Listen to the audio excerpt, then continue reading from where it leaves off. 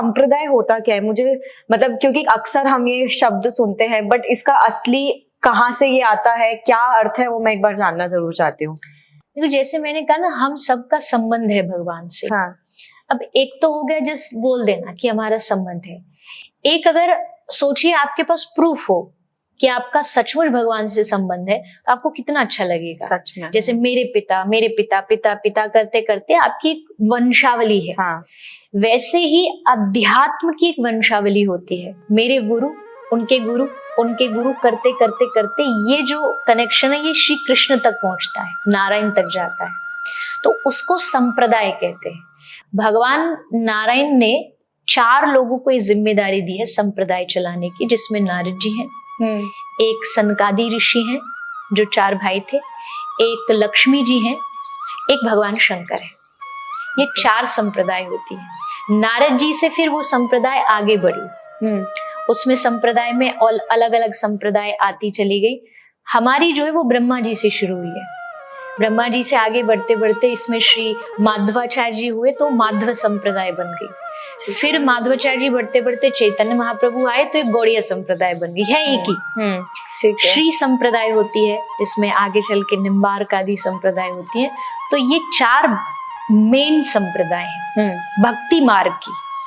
तो इन चारों से ही जो दीक्षित होता है, यानी इन चारों में जो गुरु आते उसी को प्रमाणिक गुरु माना जाता है। क्योंकि आजकल तो मार्केट में सब होता है ना सब चल रहा है। हाँ। जैसे मैंने कहा कि बस जिसके अच्छे फॉलोवर्स हम गुरु, लेकिन शास्त्र इसकी आज्ञा नहीं है। शास्त्र कहता है अगर आप संप्रदाय से अलग होगे तो आपकी दीक्षा सर्टिफाइड नहीं होगी।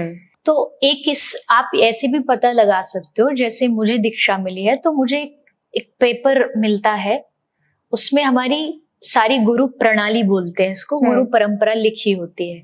मेरे से पहले मेरे जो गुरुदेव, उनके गुरु कौन थे, उनके करते करते ये पूरी प्रणाली भगवान कृष्ण तक जाती है।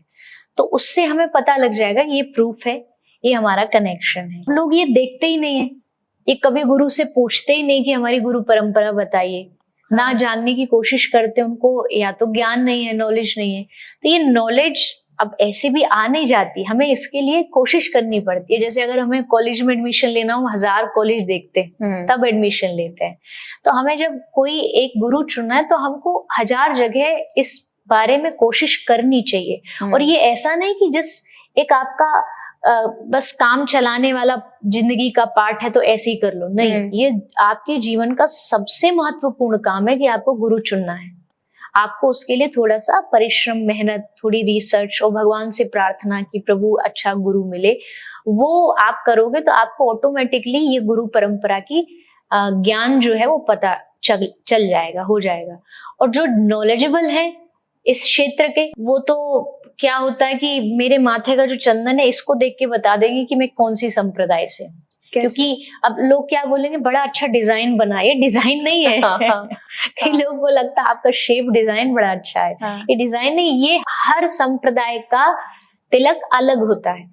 अच्छा, सबका अलग अलग शेप होता है और उस शेप से ही पता लग जाएगा जानने वाले को कि ये कौन सी संप्रदाय से जुड़ा हुआ है। ये चंदन देखते ही जो समझदारों को पता लग जाएगा गौड़िया संप्रदाय से।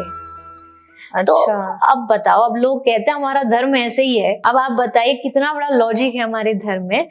एक माथे की डिजाइन बता रही है कि आप कौन सी संप्रदाय के। सच में ये तो है, हमारा ऐसे बोलते हैं सनातन धर्म में हर चीज एक साइंस और लॉजिक के साथ जुड़ी हुई है।